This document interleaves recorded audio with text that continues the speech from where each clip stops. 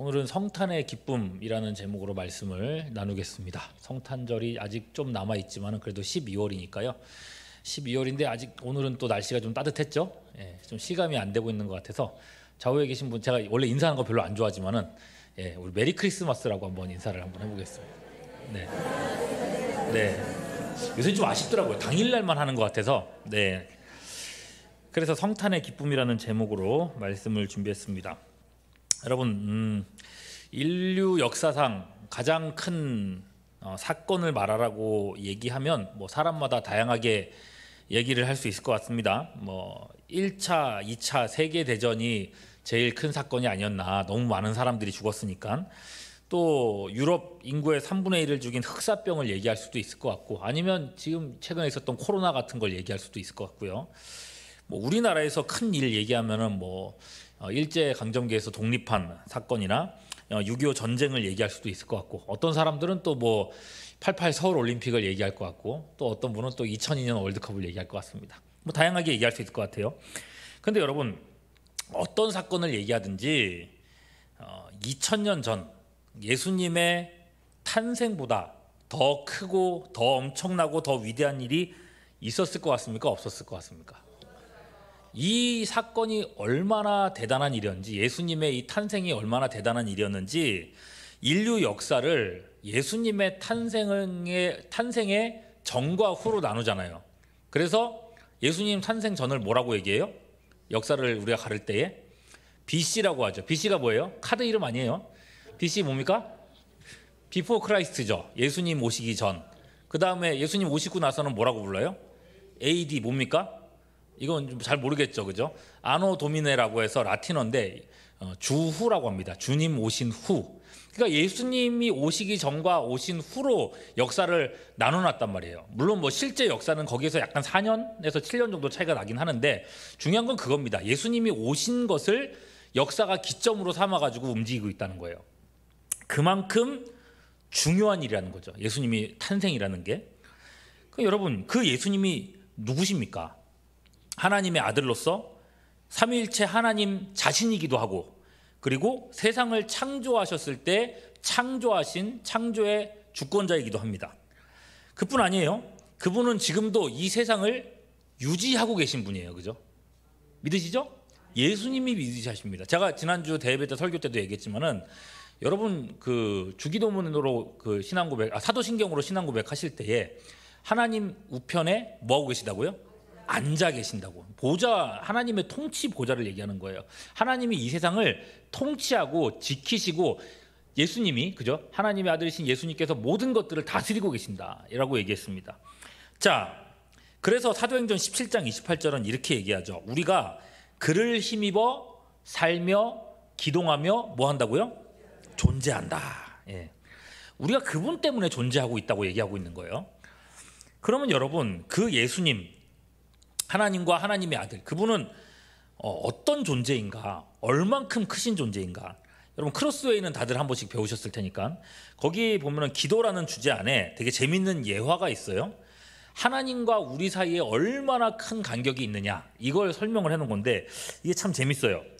과학자들이 우리 은하라고 하죠. 지구가 있고, 지구가 속해 있는 태양을 중심으로 한 태양계가 있고, 그 태양계들이 여러 개가 모여 있는 거를 은하라고 하지 않습니까? 아시죠? 그죠? 그 은하 안에 별이 몇 개가 있나 해봤더니, 별이 5개가 아니라 별이 몇 개 있다고 하냐면 10억 개가 있다고 합니다. 몇 개요? 은하 안에, 우리가 살고 있는 은하 안에 별이 10억 개가 있대요. 그거를 가지고 최신의 망원경을 이용해 가지고 이런 은하가, 별 10억 개가 있는 은하가 몇 개가 있나 살펴봤더니 1억 개 정도가 더 있다고 합니다. 우리가 망원경으로 볼 수 있는 범위 안에서만 1억 개 정도의 은하가 더 있다 그래요. 10억 개씩 1억 개가 더 있다는 얘기죠. 근데 거기서 끝이 아닙니다. 그보다 우주는 더 크죠. 우리가 볼 수 있는 것보다. 그죠? 이론적으로 봤을 때의 은하가 몇 개가 있을까 해서 봤더니, 전체 우주 공간에 우리가 알고 있는 그 10억 개가 있는 은하가, 1억 개가 있는 은하가 10억 분의 1밖에 안 된다고 해요. 전체 크기에서는. 그러니까 얼마나 우주가 크냐는 거죠. 이렇게 설명해도 잘 이해가 너무 크니까, 그죠? 이해가 안 될 정도입니다. 자, 그래서 어떤 사람이 계산을 해봤대요. 그러면 빛의 속도를 광년이라고 하는데, 1광년, 1년 동안의 빛의 속도로 여행하면은 1년에 10조 킬로미터 정도를 이동할 수 있대요. 얼마 킬로미터요? 10조 킬로미터, 뭐 말도 안 되죠. 그냥 상상도 안 되죠. 그 정도 먼 거리를 이동할 수 있는데 1년 동안의 빛의 속도로, 이 빛의 속도로 여행한다 그러면은 우리 은하계, 그 은하계 안에서만 이쪽 끝에서 저쪽 끝까지 여행할 때 10만 년이 걸린다고 합니다. 10만 년, 빛의 속도로 가도. 그리고 우리가 관측할 수 있는, 눈으로 볼 수 있는, 관측할 수 있는 우주까지 갈 때는 120억 년을 이동을 해야 갈 수 있다 그래요. 예. 우리 우주 끝이 어딘지도 모르는데 120억 년, 거기 보이는 데까지만 가는 데만도. 그만큼 우주가 어떻다는 거예요? 크다, 방대하다, 크다. 그리고 더 놀라운 것은 그 우주를 누가 창조하셨어요? 하나님께서, 그의 아들 예수께서 창조하셨던, 그분이 얼마나 크신 분이냐고요. 그죠? 얼마나 크신 분이냐고요. 그러니까 옛날에 뭐 가가린인가 이렇게 러시아의 우주인이 왜 우주에 올라가지고 하나님 없는데 그랬더니 뭐 보이겠어요. 얼마나 크신 분인데, 그 크신, 무한히 크신 존재가 하나님이시란 말입니다.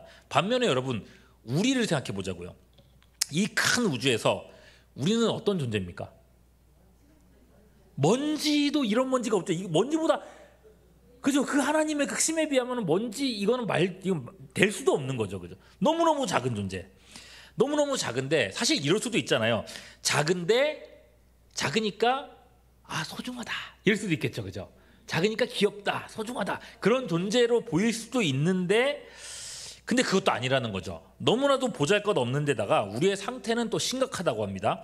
욥기 25장 6절에 뭐라고 얘기합니까? 하물며 뭐 같은 사람? 구더기 같은 사람이다. 버러지 같은 인생이다. 하나님 보시기에 우리는요, 작고 소중한 존재가 아니라는 거예요. 버러지 같다는 거예요. 구더기 같다는 거예요. 여러분 손에다가 구더기 한 마리 이렇게 올려놓으면 여러분 어떻게 하시겠습니까? 그죠? 이야 나오시죠? 그죠? 바로 이거 1초도 같이 안 데리고 있을 겁니다. 그죠? 바로 털어버릴 거란 말이에요. 그리고 밟아버릴 겁니다. 그리고 당장 화장실로 뛰어가지고 손 막 씻고, 씻는 것도 찝찝해가지고 막 비누칠을 하고, 비누칠을 해도 찝찝한 그런 게 남아있을 거란 말이에요. 그만큼 혐오스러운 존재. 하나님 앞에서 우리가 그만큼 혐오스러운 존재라는 거예요. 작을 뿐만 아니라 혐오스러운. 갖다 버려도 아무 가치, 구더기의 가치가 어디 있어요? 아무 가치 없는 존재. 근데 놀랍게도 그런 사람을 그 크신 하나님이 사랑하셨다는 거죠. 얼마나 사랑하고 얼마나 귀하게 여기셨는지, 이런 우리를 살리시려고 그 크신 하나님의 아들이 기꺼이 사람이 되셨다는 거예요. 버러지 같은 그 모습이 되셨다는 거예요. 그것도 누구도 흉내내, 기왕에 오실 것 같으면 위대한 모습으로 오시면 좋잖아요. 장군 같은, 막 그냥 일반 사람들로는 역사상 최고의 인간으로 오실 수도 있었던 거잖아요. 그런데 그렇게 나타나지 않고 어떻게 오셨어요? 갓난아기로 오셨어요. 온 세상을 창조하시고 그 세상을 지탱하시는 하나님의 아들께서 사람에게 돌보심을 받지 않으면 살아남을 수 없는 그런 아기로 자신을 의탁하셨단 말입니다. 더 할 수 없이 낮아지신 거죠. 그 크신 하나님이.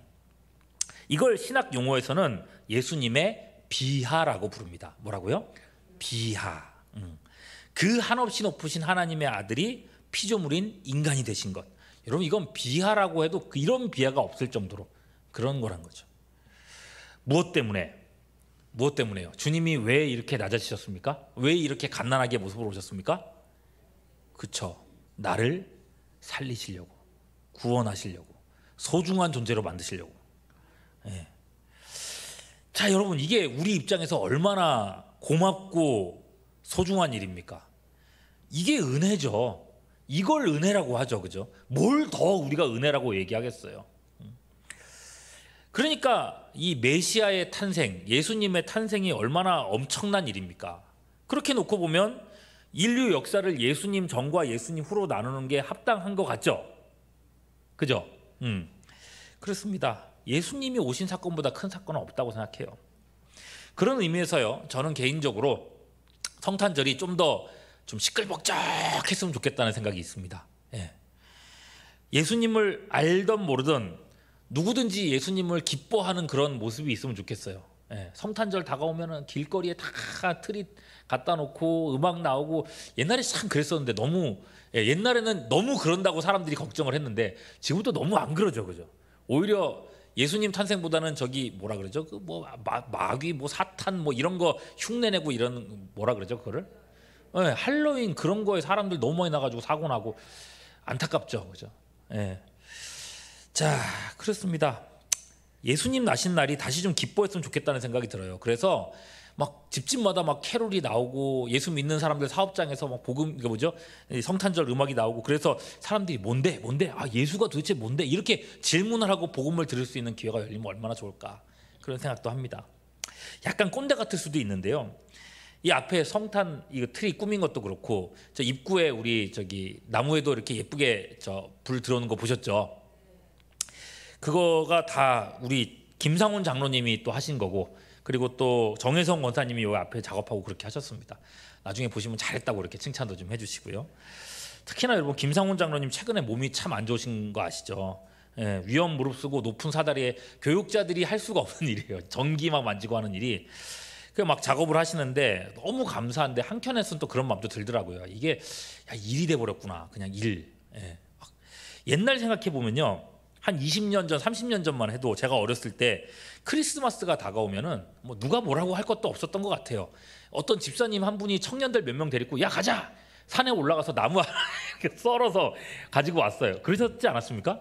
나무 썰어서 갖고 왔어요. 그럼 나무 빡 이만한 거 세워놓고 나면은 거기에 뭐 중고등부 학생들, 교육부 학생들 막 와가지고 막 뭐 달아놓고 솜 붙여놓고 너무너무 재밌었던 기억이 나거든요. 그거 세워놓고서는 발표회 하고 야 이런 즐거움이 있었는데 요즘에는 좀 많이 달라지긴 했죠, 그죠? 신앙생활도 그렇고 뭐 교회에서 멀리 떨어져 사는 사람도 너무 많아졌고 교회 공동체로서 이렇게 하기 참 어려운 시대가 됐구나 싶어요. 그래도 여러분 여러분들이 이런 기쁨을 포기하지 않았으면 좋겠다는 생각이 있습니다. 성탄 트리 같은 거 집집마다 다 하셨죠? 아유 이제 애들 없어가지고 안 해요. 그런 분들 많을 것 같은데 저는 이제 애들이 아직 있어가지고 했습니다. 네, 했는데 하셨으면 좋겠어요. 여러분 가정에도 다 하고 좀 여러분들 마음에도 좀 설렘 같은 것들이 있으면 좋겠고 그리고 그런 거잖아요. 어디서든지 좀 음악도 틀고 했으면 좋겠는 게 이게 다 찬송가거든요. 성탄 그 크리스마스 노래들이 뭐 기쁘다 구주 오셨네 곧 오소서 임마누엘 그 맑고 환한 밤중에 이게 다 복음이잖아요. 이런 거 어디서든지 틀어놓고 있을 때 사람들에게 복음이 들릴 수 있는 기회인데 성탄절 노래 틀어놨다고 사람들이 뭐라 하지 않거든요. 얼마나 좋은 기회입니까? 야 그런 생각을 합니다. 얼마나 멋진 일일까. 예. 그러면 여러분 우리가 이제 생각해 보고자 하는 거는 어떻게 하면 우리가 이런 기쁨의 성탄절을 회복할 수 있을까? 이런 기쁨 마음들을 설렘들을 어떻게 우리가 회복할 수 있을까? 이걸 좀 생각해 보고 싶었어요. 그냥 트리 화려하게 한다고 해서 내가 마음이 설레지는 것도 아니고 성탄절 음악 들었다고 해서 내가 마음이 바뀌는 것도 아니더라고요. 결국은 우리가 성탄의 기쁨을 회복하려면은 성경 속에서 답을 찾아야 될 것 같아요. 그런 것 같죠? 예. 자, 수태고지라고 합니다. 수태고지 뭡니까? 아기 예수님을 날 거라고 천사가 고지했다 그래가지고 수태고지라고 하는데 이 고지를 받은 마리아를 통해서 성탄의 기쁨을 어떻게 회복할 수 있을까? 이걸 좀 한번 생각해 보려고 합니다. 자, 그러면 성탄의 기쁨을 어떻게 회복할 수 있을까? 신기한 일을 만나면 괜찮을까? 예를 들면은 천사를 만나면 야 성탄절이 왔구나 하는 느낌이 들 수 있을까요? 천사를 만나면 엔젤 인 어스 카페 가보셨습니까? 엔젤이너스라고 그 엔젤이너스 우리 중에 있는 천사다 뭐 이런 얘기 하는데 성탄절 하면은 그래도 여러분 천사가 떠오르지 않습니까? 그죠? 여기 막 위에다가도 막 천사 모양 꾸며놓고 하는데 그쵸 천사를 많이 생각을 합니다. 야 천사라도 이렇게 다 만나고 하면은 너무 예쁘지 않을까? 이 천사를 마리아가 만난 거 아니겠습니까? 그죠? 천사가 수태고지를 하기 위해서 마리아를 찾아왔고 그 장면을 한번 여러분 머릿속에 떠올려 봤으면 좋겠어요. 마리아 앞에 천사 가브리엘이 이렇게 딱 서 있습니다. 이 소식을 전하는 천사죠. 천사가 눈앞에 서 있는데 자 마리아의 얼굴을 보니까 자 마리아 얼굴을 한번 여러분 나름대로 한번 떠올려 보세요. 자 막 와 천사다 하고 기쁠 것 같습니까? 아니면은 어떨 것 같습니까? 기쁠 것 같아요? 예. 성경을 보면은 근데 그렇지가 않은 것 같아요. 천사를 만났는데 얼굴이 사색이 돼 있어요. 자, 머릿속에 그림을 다시 한번 그려보세요. 사색이 돼 있는 마리아. 두렵고 난처하고 당황한 표정입니다. 여러분, 구약시대 때부터 천사들은요, 여러 사람들에게 나타나가지고 하나님의 뜻을 전했었습니다. 그때마다 천사를 만난 사람들의 반응은요, 한결같았습니다. 어떻게 했을까요? 와, 천사 만났다, 와, 좋다, 이렇게 얘기하지 않고 놀랐습니다. 엎드려졌습니다. 절망했습니다. 사시나무 떨듯이 떨면서 죽었구나 라고 생각했습니다. 구약시대의 모든 사람들이 천사를 만났을 때 그렇게 했습니다. 죽었구나 라고 반응을 했어요. 왜 그랬을까요? 사람에게는 뭐가 있기 때문에? 죄가 있기 때문에. 예. 천사라도, 천사는 죄가 없는 존재잖아요. 죄가 없는 그런 거룩한 존재를 만났을 때에 죄인인 인간은 언제든지 거기서 납작 엎드릴 수밖에 없었다는 거예요. 죽었구나라고 생각을 할 수밖에 없었다는 거죠. 자, 그러면 예수님의 어머니 될 마리아라고 다를까요? 가브리엘은요, 사실 마리아를 놀래켜주고 싶지가 않았습니다. 나를 보고 마리아가 놀라지 말아야 할 텐데 라고 걱정한 게 있었던 것 같아요. 그래서 마리아 앞에 나타나자마자 먼저 뭐라고 인사하는지 보세요. 28절 말씀. 은혜를 받은 자여 어떻게 되라고요? 샬롬하고 인사했다는 말이에요. 그죠? 샬롬. 천사가 딱 나타나가지고 그래도 가장 편안한 표정을 가지고 손가락 하나 내밀고 샬롬하고 이렇게 그 마리아한테 인사를 했단 말입니다. 주께서 너와 함께 하시도다, 그렇게 얘기를 했단 말이죠. 놀래키지 않으려고. 그런데 효과가 있었을 것 같아요? 없었을 것 같아요? 예, 없었습니다. 29절 마리아가 어떻게 됐습니까? 그 말을 듣고 놀랐다는 거죠. 놀라서 야, 이게 무슨 인사냐라고 생각을 했다는 거죠. 그리고 나서 30절 보니까 천사가 다시 뭐라 그랬어요? 무서워하지 말라. 자, 무서워하지 말라 그런 거는 지금 마리아가 어떤 상태라는 겁니까? 지금 덜덜 떨고 있는 거예요. 예. 아무리 무서워하지 말라 그래도 무서운 거예요. 예. 천사 앞에 서 있으니까. 이게 여러분 얼마나 복잡한 감정이겠습니까? 이게 천사까지 얘기하지 않더라도 여러분, 경찰이 여러분들한테 연락을 한다고 생각하면 여러분 어떤 느낌이 드실 것 같아요? 무서우실 것 같죠? 근데 여러분 아직 경찰 연락 안 받아보셨죠? 예, 그쵸. 의외로 저는 연락을 좀 받습니다. 경찰서, 여기 뭐죠? 성북경찰서 무슨 뭐 팀이라고 하면서 연락을 받습니다. 이게 그 뭐라 그러죠? 보이스피싱 그런 게 아니고 전화가 와요. 그러면 제 전화로 전화가 와요. 그럼 전화가 오면은 경찰서입니다 그러면요, 어떤 생각을 할까요? 제가 경찰서라고 하고 전화를 받으면 제가 어떤 생각이 들까요? 내가 뭘 잘못했지? 이 생각이 제일 먼저 드는 거예요. 내가 뭘 잘못했지? 도대체 내가 최근에 뭘 했지? 막 이런 생각을 하면서 막 별 생각이 다 들어요. 그런데 그분이 이제 나중에 얘기를 하는 게 뭐냐면은, 교회 앞에서 무슨 뭐 사고가 있었는데 교회 CCTV 좀 볼 수 있냐? 주로 이제 이런 전화예요. 네, 제가 잘못한 전화가 아니고 CCTV 볼 수 있냐? 그러면 그제서야 조금 안심이 돼요. 근데 그런 내용 아니고 그냥 겁내지 마세요, 별일 아니에요, 이렇게만 얘기하면은 그러면 겁 안 낼까요? 낼까요? 그래도 겁나죠, 그죠? 예, 뭔가 찜찜한 겁니다. 이게 왜 그러냐면은 사람 속에 뭐가 있냐면은 죄성이 있는 거예요. 예, 죄된 마음이 있는 거예요. 내가 뭐 한 게 있는 거 아닌가? 이런 생각이 계속해서 드는 거지. 무슨 말인가 하면요, 마리아조차도 이렇게 두려워했다는 것은 마리아도 똑같은 인간이요, 똑같은 죄인이라는 겁니다. 마리아도 뭐라고요? 가톨릭에서는 마리아 뭐라고 그래요? 성 뭐라고 하잖아요. 마리아한테는 죄가 있대요, 없대요? 마리아한테 죄가 없어야 마리아에게서 나신 예수님도 죄가 없다고 얘네들이 한다. 이분들은 믿는 거예요. 예, 그러나 아니죠. 마리아는 죄가 있어요. 예. 오늘 말씀도 봐도 딱 알 수 있죠. 천사 앞에 서서 지금 어떻게 하고 있어요? 두려워하고 있잖아요. 마리아 역시 죄가 있다는 겁니다. 그죠? 그러니까 마리아가 경배를 받을 수 있는 신적 존재가 아니라는 거를 여기만 봐도 딱 알 수가 있어요. 예. 자, 마리아를 비롯한 모든 사람은요, 죄인입니다. 죄인이 거룩하신 하나님 그리고 거룩한 존재 앞에 섰을 때 느낄 수 있는 유일한 감정은 두려움이라는 거예요. 두려움. 오로지 내 생각만 나요. 내 죄 생각만 나요. 그러니까 우리가 하나님의 영광과 그 아름다움 앞에 서는 것도 참 소중한 일이지만 항상 기억해야 될 게, 이게 성탄의 기쁨으로 연결되지는 않는 것 같아요. 네. 하나님 임재 앞에 우리가 잠잠합시다 얘기하지만은 그게 우리가 성탄의 기쁨, 예수님 나신 기쁨으로는 연결되지 않는구나. 왜? 내 죄가 생각나기 때문에. 그죠?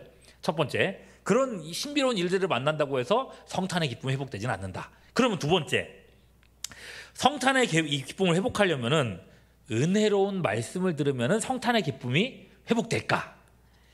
자, 오늘 말씀에서 천사 가브리엘이 전해준 소식을 보니까 천사가 그랬어요. 큰 기쁨의 어떤 소식이라고요? 좋은 소식이라고. 기쁨의 좋은 소식. 여러분, 이런 소식을 들으면은 혹시 내가 성탄의 기쁨을 느낄 수 있지 않을까? 여러분, 유대인들이 수백 년 동안 그렇게 기다려왔던 메시아 탄생의 소식입니다. 유대인들이라면요, 누구라도 할머니, 할아버지, 아버지, 어머니에게, 동네 사람들에게 어디든지 가면은 항상 메시아에 대한 얘기를 들어왔습니다. 여러분, 이스라엘은 400년 동안 무슨 생활하고 있었어요? 남의 나라에서 남의 나라 지배하에 있었죠. 처음에 바벨론에 지배당했어요. 바벨론 망하니까 페르시아였어요. 그 다음에 헬라였어요. 그 다음에 로마였어요. 계속해서 주인이 달라졌을 뿐이지 항상 피지배국 침세를 면하지 못했었단 말입니다. 그런 이스라엘을 지탱해주는 단 하나의 소망이 있었다면 메시아 대망사상. 메시아가 오시면 다윗의 나라가 회복되고 그 나라가 영원하며 심지어 다른 나라를 지배하고 온 땅을 통치할 거다. 이런 희망의 메시지를 이스라엘 사람들은 귀에 딱지가 않도록 들어왔단 말입니다. 그런데 이 천사 가브리엘이 바로 그 얘기를 해주는 거죠. 31절에서 33절 보면요, 뭐라 그랬어요? 내가 아들을 낳으리니 그 이름을 예수라 하라. 32절, 그 예수가 누굽니까? 그가 어떤 자가 된다고요? 큰 자가 되고 지극히 높으신 이의 아들이요 다윗의 왕위를 받고, 그 다음에 33절, 이스라엘의 왕으로 영원히 통치할 거라고 말씀했습니다. 그야말로 메시아가 나신다는 얘기를 하는 거예요. 그 메시아께서 누구를 통해서 나신다고요? 나를 통해서. 그죠? 너를 통해서 나실 거야 라고 말씀하시는 거예요. 여러분, 가난한 집에서 태어나서, 그리고 또 역시나 가난한 목수와 약혼한 정말 별 볼 일 없는 나를 통해서 메시아가 탄생하신다고 얘기를 들은 건데, 여러분, 여기까지 들으면 얼마나 은혜로운 말씀이에요. 이스라엘 민족이 기대해왔던 그 일이 성취된단 말이죠. 막 기뻐 뛰고 막 그래야 될 일인 것 같은데, 마리아는 어떤가? 기쁠까요? 안 기쁜 것 같아요? 기뻤으면 제가 이 얘기를 안 했겠죠. 자, 왜 안 기쁜가? 의문이 들었어요. 의문이. 그 얘기를 딱 듣는 순간 의문이 들었어요. 뭐냐? 34절, 마리아가 천사에게 말하되 뭐라 그랬어요? 나는요 남자를 알지 못하는데 어찌 이런 일이 생기겠습니까? 이게 생각이 드는, 근본적인 어떤 그 의문이 드는 거예요. 말도 안 되는 소리 아닙니까? 나는 남자를 알지 못하는데요, 처녀가 아기를 낳는 게 이게 상식이 아닌데요? 라고 질문하는 겁니다. 그러니까 은혜되는 말을 들었어요. 은혜는 되는데 실현은 불가능해 보이는 겁니다. 그거는 내 눈앞에 천사가 있어도 마찬가지입니다. 나는 남자를 알지 못하는데 계속 그 생각만 든다는 거지. 여러분, 우리도 그렇지 않습니까? 하나님의 말씀을 들어요. 이런저런 말씀 들으면서 은혜도 되고 위로도 되고 도전도 받습니다. 뭐 다 좋은 말씀들이죠. 강단에서 뭐 나쁜 말 안 하잖아요. 그런데 막상 현실로 들어가면 어떻습니까? 또 다르죠. 많은 분들이요, 목회자한테 그런 얘기를 합니다. 목사님, 그거 다 좋은 말씀인데 그거 다 뭐 성경 얘기고, 목사님 살아보면 안 그래요. 그런 얘기들 참 많이 하세요. 근데 자꾸만 이런 얘기를 하시니까 내가 언제 한 번은 내가 사회생활을 해야겠다는 생각이 막 들기도 하고. 네. 여러분, 이런 분들을 위해서 이런 비유가 있습니다. 씨 뿌리는 비유 중에 돌짝밭에 뿌려진 씨앗 어떻게 된다고 했습니까? 말씀을 들을 때는 어떻게 됐어요? 기뻤어요. 싹이 났어요. 그런데 나중에는 어떻게 돼요? 믿음이 없어서 결국 말라서 죽어버렸다 그러는데, 그런 거예요. 그런 상태, 불안해요. 여전히 은혜로운 말을 들었지만은 현실성이 없어 보이니까 불안해하는 말이야. 천사 가브리엘이요, 이렇게 얘기합니다. 37절, 대저 하나님의 모든 말씀은 능치 못하심이 없느니라, 이렇게 얘기했어요. 왜 이런 말을 했어요? 마리아야, 어떻게 해라? 믿으라는 거죠. 믿으라. 훗날에 예수께서도 이런 말씀을 똑같이 하셨습니다. 마가복음 9장 23절 같이 한번 읽어볼까요? 시작. 예수께서 이르시되 할 수 있거든이 무슨 말이냐? 여러분, 믿는 자에게는 능치 못할 일이 없느니라. 여러분, 이 말씀은 다 외우고 계시죠? 지금도 이 말씀 딱 품고 계십니까? 믿고 계셔야 됩니다. 이 말씀, 이런 말씀들 붙잡고 우리가 살아가는 거예요. 그죠? 믿는 자에게는 능치 못할 일이 없느니라. 믿음의 사람이 되라고 하는 거예요. 히브리서 11장 6절, 믿음이 없으면 기쁘시게 못한다고 했습니다. 말도 안 되고 당황스럽겠지만은 지금 마리아에게 필요한 건 믿음이라고 얘기하고 있어요. 그리고 마리아가 믿었을까요? 안 믿었을까요? 믿었죠. 그래서 나중에 45절 말씀에 보면은 엘리사벳이 이렇게 얘기를 해요. 주께서 하신 말씀이 반드시 이루어지리라 믿은 여자에게 복이 있도다. 믿었습니다. 자, 여러분, 말씀 정말 은혜로운 말씀 들었단 말이에요. 은혜로운 것이지만 그렇다고 해서 그것이 그 마음에 성탄의 기쁨을 주지는 못했습니다. 예. 말씀의 은혜를 받았다면 그저 믿음으로 응답하는 일이 있을 뿐이지 그것이 성탄의 기쁨으로 연결되지는 않는구나. 이걸 또 알 수 있을 것 같아요. 자, 그럼 세 번째, 자연스럽게 세 번째 질문으로 가는데, 그러면 성탄의 기쁨을 회복하려면 하나님께서 약속하신 이 약속들을 내가 굳게 믿으면 기쁨이 회복될까? 어떻게 되면요? 굳게 뭐하면? 믿으면 내가 참 기쁨의 설렘이 회복될 수 있을까? 자, 38절 보시면요, 마리아는 천사의 말에 드디어 이제 화답을 합니다. 마리아가 이르되 주의 여종이오니 말씀대로 내게 이루어지이다. 믿음으로 화답했어요. 그러면 이제 믿음으로 내가 고백했으니까 찬양이 막 터져 나와야 될 것 같은데, 그런데 뭔가 비장하기만 해요. 그죠? 말씀대로 하셨으니 말씀대로 내게서 이루어지길 바랍니다. 그냥 비장할 뿐이에요. 여기에 기쁨이 안 보여요. 그죠? 믿었다고 해서 그게 항상 기쁨으로 연결되는 건 아니구나. 특히나 이 마리아의 경우는 더하죠. 아니, 가브리엘한테도 그런데 여러분 잘 생각해 보시죠. 졸리시더라도 한번 요걸 한번 잘 생각해 보세요. 가브리엘도 좀 그런 게, 처음 마리아한테 왔을 때 뭐라 그랬어요? 30절이었죠. 마리아여, 뭐 하지 말라고요? 무서워하지 말라 그랬잖아요. 그러면은 적어도 자기는 무섭게 생겼어도 얘기를 할 때 그 내용은 무섭지 않아야 될 거 아니에요. 맞습니까? 내용은 무섭지 말아야 될 거 아니에요. 그런데 내용이 무서워요. 뭐예요? 네가 임신해서 아기를 낳을 거야. 무시무시한 얘기예요. 왜냐하면은 그가 어떤 사람인가, 27절에서부터 29절까지 보면은 강하게 3번 반복한 내용이 있어요. 27절, 요셉이라고 하는 사람과 약혼한, 다윗의 자손 요셉이라 하는 사람이 약혼한 뭐에게? 처녀에게. 그리고 그 뭐에? 처녀의 이름은 마리아라. 처녀. 그 다음에 29절, 처녀가 그 말을 듣고 놀라. 강조하는 표현이죠. 처녀라는 거예요. 남자를 알지 못하는 약혼녀라고 했습니다. 당시에 약혼녀는요, 집안끼리 결혼을 약속하고 동네에서 공적으로 이 사람들 약혼한 사람입니다, 다른 사람들 꼬시면 안 돼요, 이런 거 해놓고 지참금까지 미리 내놓고 결혼할 때까지 순결을 유지하고 기다리는 사람을 약혼자라고 했어요.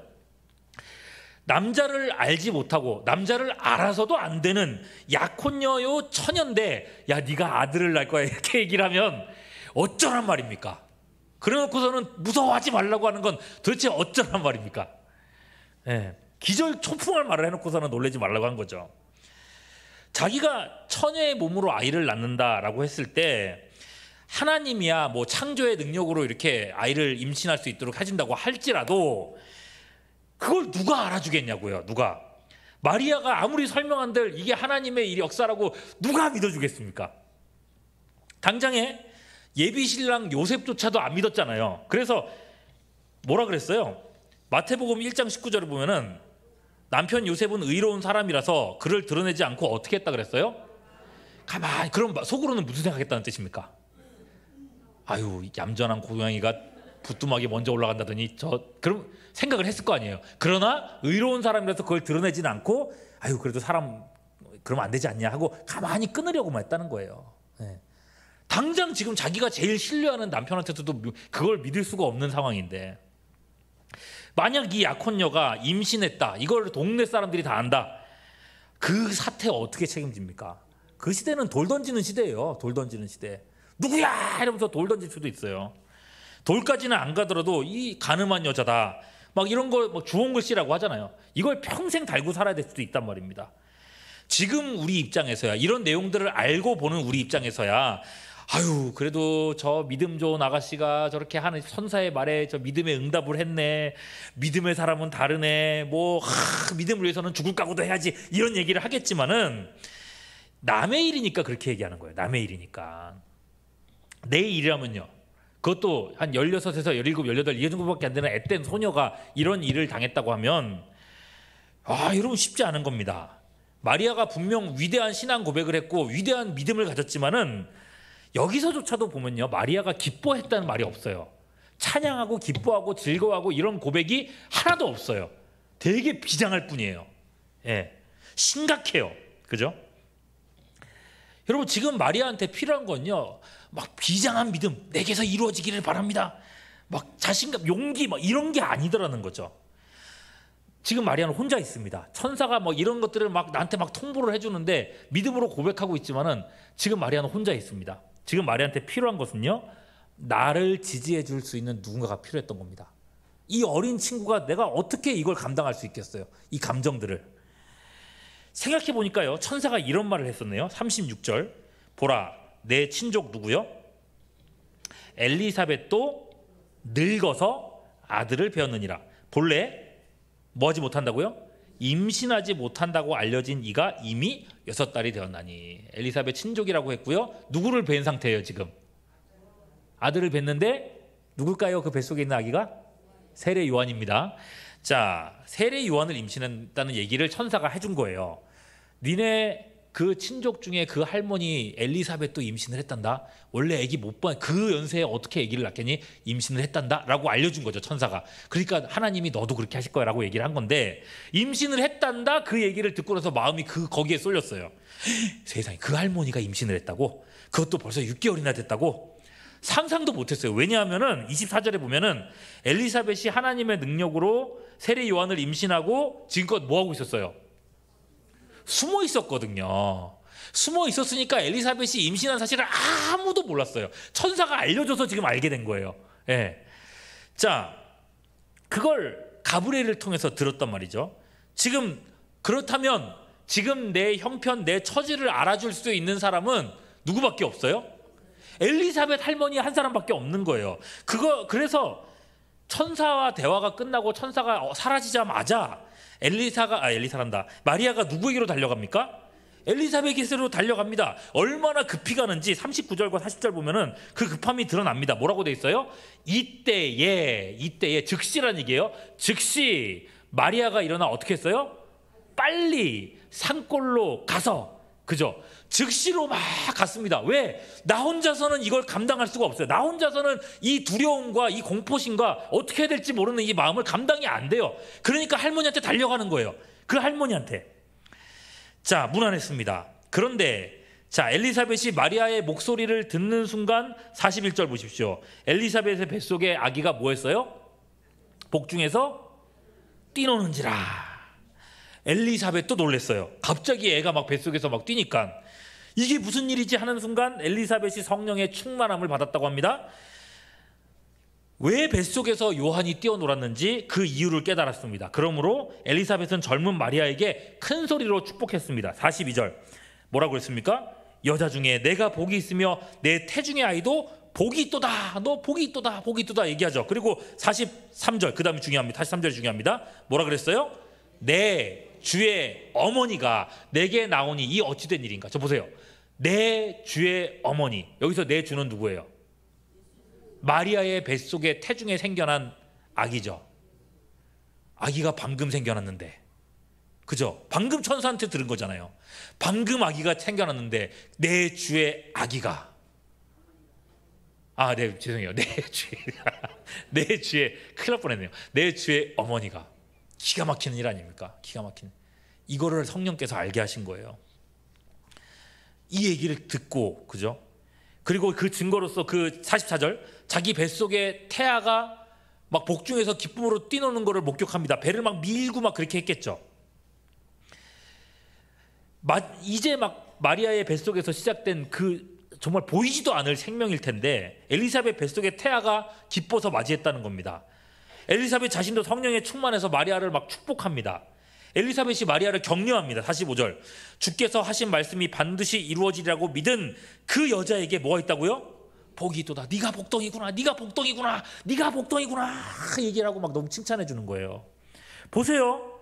천사 가브리엘 앞에서 그렇게 은혜로운 말씀을 듣고 그렇게 막 얘기하는 얘기를 들었어도 그 복되고 기쁜 소식 앞에서는 그저 두려웠습니다. 압도당했습니다. 어쩔 줄 몰라 했습니다. 그런 마리아였어요. 아무것도 할 수 없었던 그런 마리아였어요. 그런데 엘리사벳 할머니의 격려와 축복 그리고 태아의 요한의 그 환영에 마리아의 마음이 그제서야 이렇게 풀린 거예요. 안심한 거예요. 그제서야 기뻐했습니다. 내가 정말 복받은 사람이구나. 내가 정말 하나님의 은혜를 받았구나. 고백을 하기 시작했습니다. 이건 천사 가브리엘로서는 할 수 없는 일이었습니다. 그죠? 이런 걸 가지고 요새 사람들은 가브리엘의 의문의 일패라고 부릅니다. 예. 요새 사람이 아니라 잘 모르시죠. 네. 의문의 일패. 세상에 온 우주의 주인께서 나 같은 낮은 자를 통해서 태어나시다니, 이게 이제서야 실감이 되는 거예요. 마리아는 그제서야 하나님께 찬송을 올려드립니다. 천사 앞에서 찬양하지 않았어요. 46절 이제 마지막 읽었던 그 말씀, 그 첫 소절이죠. 마리아가 이르되 내 영혼이 주를 찬양하며. 드디어 찬양이 터져 나온 거예요. 드디어. 그야말로 이건요, 터져 나오는 기쁨의 찬양입니다. 예. 옛 라틴어 성경에서는요, 이 구절을 마그니피카트라고 얘기를 하면서 단어로 시작해요. 그래서 마그니피컷 아니마 메아 도미니온 이렇게 얘기해서 마리아가 하나님을 찬양했다는 얘기인데, 이 단어를 가지고 역사 속에서 어마어마하게 많은 찬양들이 되게 많이 나왔어요. 예. 지금 뭐 성가대 찬양 중에서도 그런 찬양들이 많이 있고요. 그야말로 대작들이 이 마그니피커트라는 단어로 많이 나왔어요. 진짜 성탄의 기쁨이 여기서부터 나왔다는 겁니다. 여러분, 수태고지라는 것을 받은 이후 마리아의 입에서 찬양이 터져 나온 것은 엘리사벳의 격려와 축복과 동질감을 느꼈을 때였다는 것입니다. 여기서 우리가 한 가지를 깨닫게 되죠. 성탄의 예수님을 생각할 때에 우리에게는요, 하나님을 찬양해야 될, 주님을 찬양해야 될 당위성이라는 게 분명히 있습니다. 온 우주의 창조자여 주권자가 이 세상에 낮고 낮은 이 땅에 오셨다. 벌레만도 못한 우리의 인생을 구원하려고 기꺼이 자기 자신을 내어주셨다. 이 위대한 복음 앞에 우리는 찬양함이 마땅할 겁니다. 그런데 말입니다, 너는 구원받았으니까 찬양해야 돼. 하나님이 네 역사 속에서, 네 삶 속에서 역사하시니까 찬양해야 돼. 당위성이 있다고 해서 그게 내 마음의 기쁨으로 갑자기 터져 나오는가? 자발적 찬송으로 이어지는가? 종종 아니지 않습니까? 그죠? 종종 보면 인간은요, 섬이 아니라고 하는 얘기가 있습니다. 섬이 아니다. 나와 함께 감격하는 누군가가 있을 때, 나와 함께 은혜 받은 그 기쁨을 누리는 누군가가 있을 때, 나의 믿음을 격려하는 어떤 사람이 내 곁에 있을 때, 괜찮아라고 말해주는 어떤 사람이 있을 때, 내 신앙의 결단을 지지해주는 어떤 사람이 있을 때, 너 참 복되구나, 이 말 한마디 해주는 누군가 때문에 그 마음의 기쁨과 찬송이 그제서야 터져 나올 수 있다는 것입니다. 어렸을 때요, 어렸을 때 저는 제가 은혜 받고 나서 그 새벽에 그 종 치신 분 계십니까 혹시? 저 새벽에 그 저희 집이 산 꼭대기 쪽에 있었고 교회가 산 아래쪽에 좀 있었는데 중부턱 쪽에 있었는데, 제가 은혜 받고 나서는 새벽 기도 때 항상 종을 쳐서 30분 종 치고 하여튼 언제 종 치고 했었던 것 같은데, 제가 그냥 뛰어내려가서 종을 쳤어요. 너무 좋았어요. 너무 예수님 믿던 그 기쁨과 즐거움이 있어가지고 막 쳤어요. 처음에 치는데 내가 이래도 되나? 막 이런 생각들도 하고, 너무 낯서나? 막 이런 생각도 들고 그랬었는데, 어느 날부턴가 이제 교회에 있는 권사님들, 뭐 집사님, 장로님들이 아유, 우리 은식이가 그냥 새벽에 종 쳐주면 내가 얼마나 은혜가 되는지 몰라 막 얘기를 하고 하시는데, 그때부터는 내가 너무 신나게 종을 막 쳤던 기억이 나고 있어요. 예.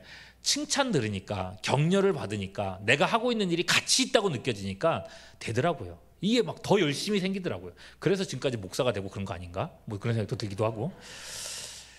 여러분, 그런 겁니다. 이번 성탄절 이제 더 다가오고 있는데, 어린 아이들이 또 이제 우리 광고에도 나오지만은 예수님 오심을 이제 축하할 겁니다. 이 작은 아이들의 몸짓과 그냥 뭘 안다고 막 하는 그 모습들, 그런 걸 보실 때 여러분들 정말 큰 소리로 같이 막 기뻐해주고, 잘했다 박수도 쳐주고, 머리 쓰다듬어주고, 야 네가 복덩이다 막 이렇게 얘기해줄 수 있기를 바랍니다. 예. 그렇게 하면서 그 아이들이 정말 믿음의 가치를 좀 깨달아가는 것 같아요. 또 성탄절 아침이 성탄절이 됐을 때 여러분 가족들하고 같이 좀 이렇게 성탄의 기쁨을 좀 나누셨으면 좋겠어요. 주님 오심을 같이 우렁차게 또 찬양하고 서로 마음을 막 격려할 수 있는 시간이 될 수 있으면 좋겠습니다. 그때에 하나님은 우리 심령에서부터, 우리 자녀의 마음속에서부터 성탄의 즐거움이라는 걸 다시 회복시켜 주지 않을까, 그렇게 믿습니다. 예. 참 힘든 시대예요. 뭘 해도 어렵고 힘들고 위기가 있는 시대인데 예수님의 탄생은요 여전히 큰 기쁨의 좋은 소식입니다. 주님 오심에 합당한 성탄의 날, 또 영광스러운 예배, 기쁨의 찬양을 회복하는 우리 모두가 될 수 있기를 주님의 이름으로 축원합니다. 그런 의미에서 한 번 더 우리 크리스마스 다가온 메리 크리스마스 인사를 한번 해보겠습니다. 메리 크리스마스. 네,